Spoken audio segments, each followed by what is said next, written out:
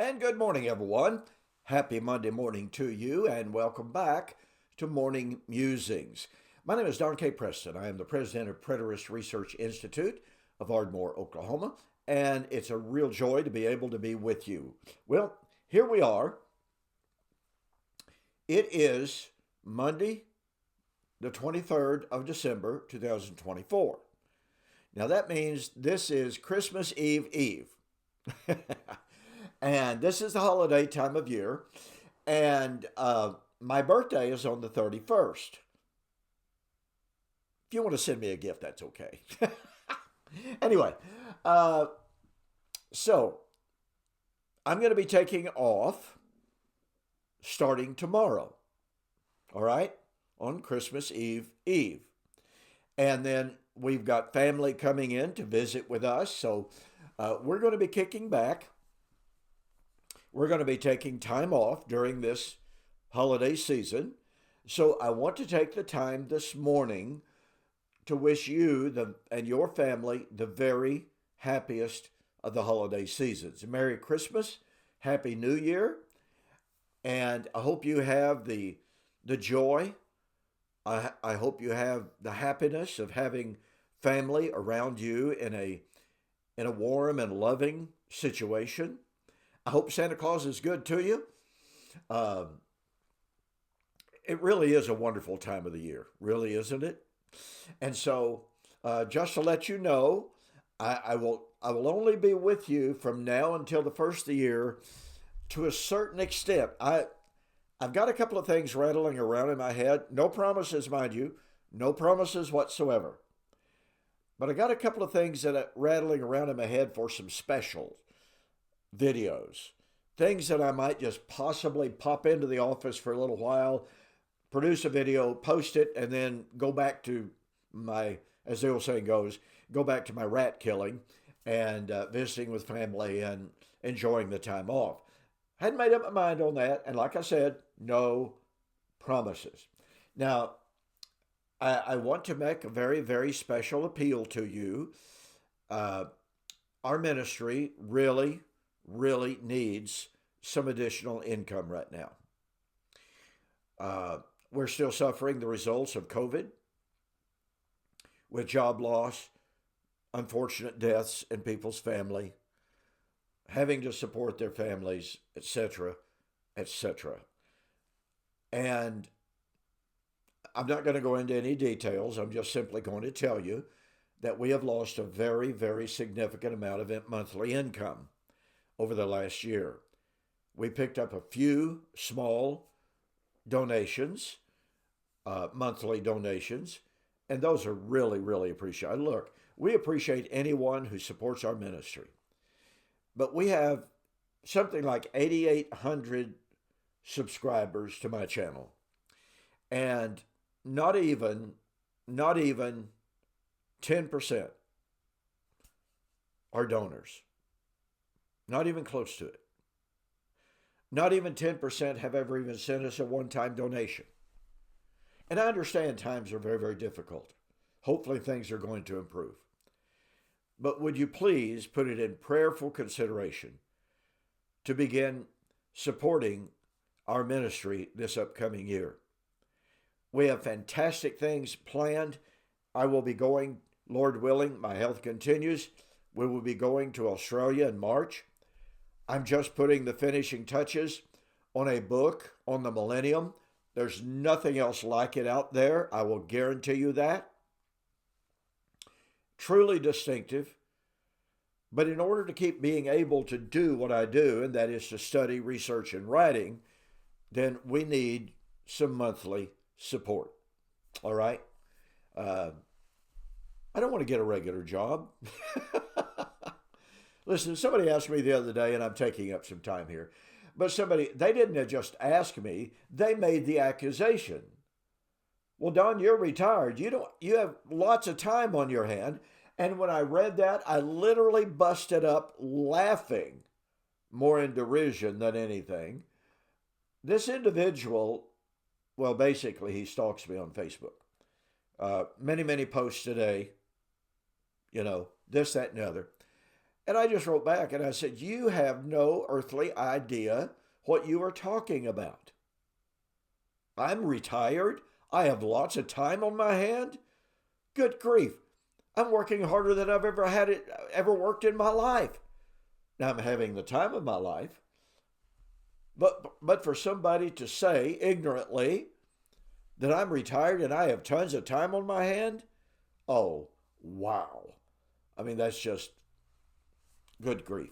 Anyway, so I am investing my life into this ministry to be able to come and be with you here on Morning Musings, to be with Mike Sullivan, to do the responding to the critics, etc., etc. So please help us out. All right. Now, I want to continue, and this means there's going to be a good delay between the subject of today, this video, and when I pick it back up after the first of the year. Okay? But as a reminder, we are looking at the feast days of Israel. We are focused on Sukkot, otherwise known as the Feast of Harvest, the Feast of Ingathering, the Feast of the Joy of the Nations, and on it goes. So, I have been focusing on showing you how this Feast of Harvest is just, it's primarily, fundamentally, foundationally eschatological. It pointed to the resurrection, the end time resurrection and gathering. But even though it was certainly about the end of the age, Sukkot had nothing to do with the end of the Christian age. Let me reiterate a point that I've made several times. And listen to me, folks. If and when you catch the power that the Christian age has no end,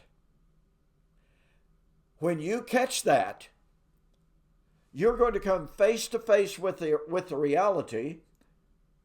We're not in the last days. We're not looking for the coming of Christ out of heaven as a 5'5" Jewish man at the end of the age, because the Christian age has no end. The age in which you and I are living has no end. And I've made this point in formal public debate, in lectureship speech after lectureship speech, and I've had people come up to me and say, well, okay, I heard what you said about the Christian age has no end. So when does Christ come? Well, when was Christ supposed to come? At the end of the age. But the Christian age has no end.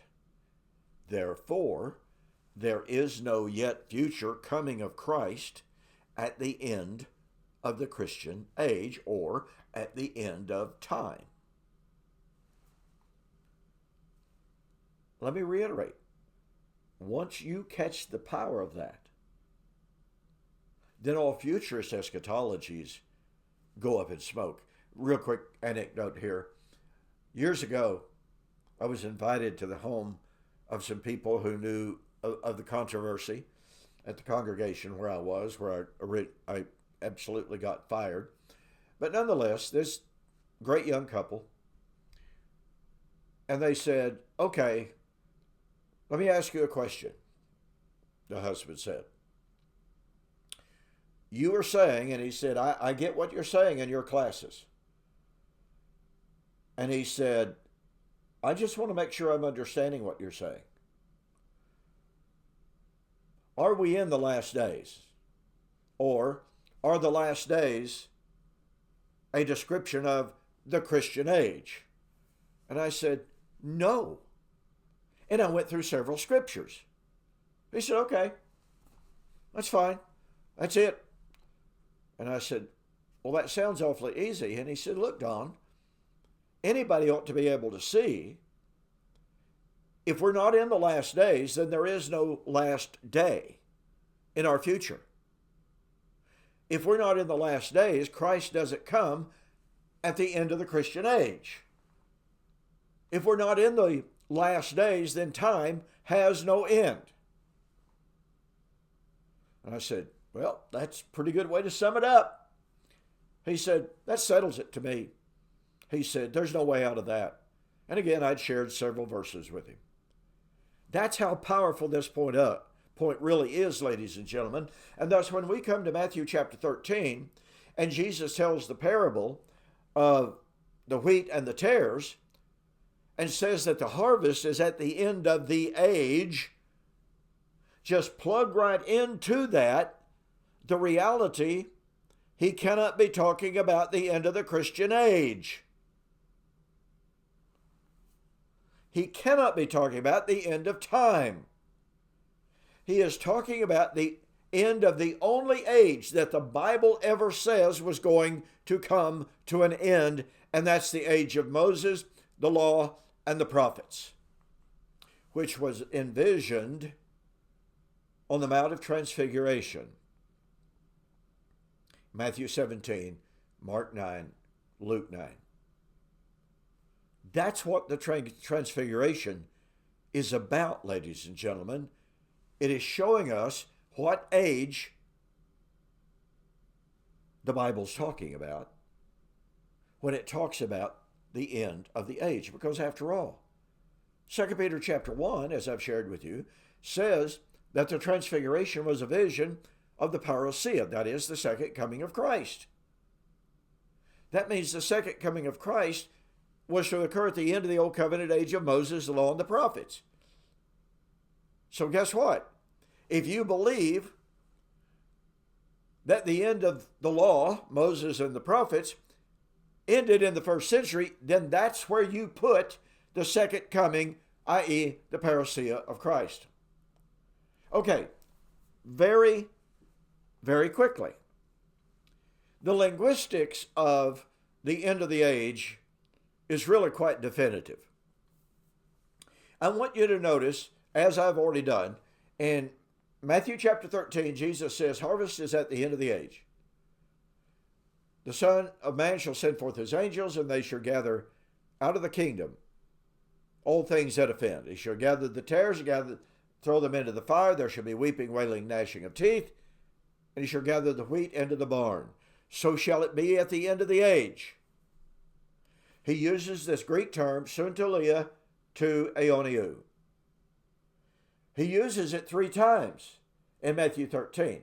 Well, then the apostles ask about it in Matthew chapter 24 in response to Jesus' prediction that the temple was going to be destroyed.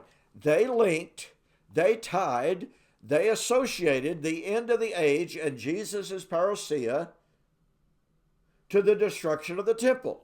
Now, I've got to give this little digression. We are constantly told, well, yeah, that's obvious. Jesus' apostles clearly associated the destruction of Jerusalem with his coming and the end of time. But they were confused. Bless their hearts, they were just ignorant beyond belief. Or as we have a saying in Oklahoma, Arkansas, etc., Jesus' apostles were just dumber than a box of rocks. Ladies and gentlemen, I wrote a book entitled Watching for the Parousia, were Jesus' apostles confused?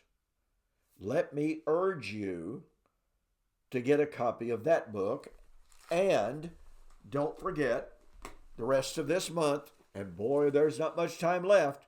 These 2 books would normally cost you about $48 if you purchased them separately and paid shipping. For the rest of December 2024, U.S. orders only,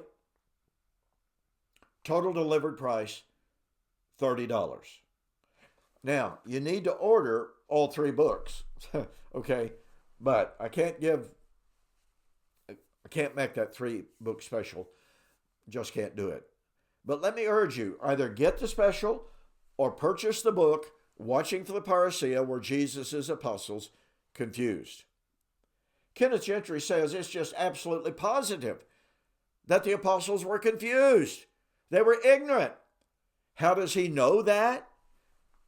Because he argues, well, the apostles were ignorant. They were confused when Jesus predicted his resurrection. Therefore, they must be confused in Matthew 24. Folks, that's one of the most massive non sequiturs you will ever see. By the way, I'm still waiting on the book by Kenneth Gentry that he said he was writing, and he said he had discovered a fatal flaw in Don Preston's book. Were the apostles confused? I urged him to share that fatal flaw so that I could read it, analyze it, and if I'm wrong, withdraw my book. He said, no, I'll wait until I publish my book. Okay, still waiting on that. But here's the point. In Matthew chapter 13, Matthew chapter 24, we have the Suntilia to Aioniou. And again, I normally get those conjugations, suffixes confused. But now watch this. In Hebrews chapter 9 and verse 26, the writer said, now once at the end of the age, Christ has appeared to offer himself as a sacrifice for sin. Now let me ask you a question, folks. Did Jesus appear at the end of time? Now, look, scholars such as Albert Schweitzer believed that Jesus was expecting the end of the world and just got it wrong. Likewise, men like Richard Carrier that I debated this year, just like Mark Smith that I debated this year, both of them atheists, said, oh yeah, Jesus was predicting the end of time. Well, that's funny. Hebrews says Christ appeared at the end of the age, Suntilia to Aioniou. Same term used in Mark 13, used in Matthew chapter 24. Now listen to me. If the apostles were not confused and ignorant to link the fall of Jerusalem with the end of the age, if they were right in that association, then as I prove in this book right here, when we realize that every constituent element of biblical eschatology is absolutely inextricably bound up with the time of the destruction of the temple in Jerusalem in AD 70, guess what? That completely destroys the atheist argument. It completely destroys the agnostic argument. It completely destroys the futurist argument that, yes, Jesus predicted the end of the age at the end of time and is coming out of heaven in a physical body of a 5'5" Jewish man. Jesus came at the end of the age. Well, when did he come? At the end of what age did he come? Well, Galatians chapter 4, verse 4 tells us, in the fullness of time, which means at just the right time, God sent forth his son, born of a woman, made under the law. What law is that? It's not the gospel. Jesus was born under the old covenant system. But he appeared in the last days, Hebrews chapter 1, verse 1. And he appeared at the end of the age, not the end of the Christian age. Folks, this is definitive proof, as if we needed any more proof, there is more proof to be seen, and after vacation time, I'm going to offer it. In the meantime, once again, take advantage of the 2-book special. Not much time left at all. December 2024, U.S. orders only. So I'm out of time.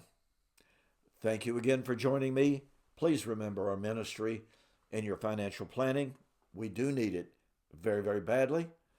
Once again, thank you for joining me for today. Hope you have a fantastic holiday season. Hope Santa Claus is good to you. I'll see you on the flip side.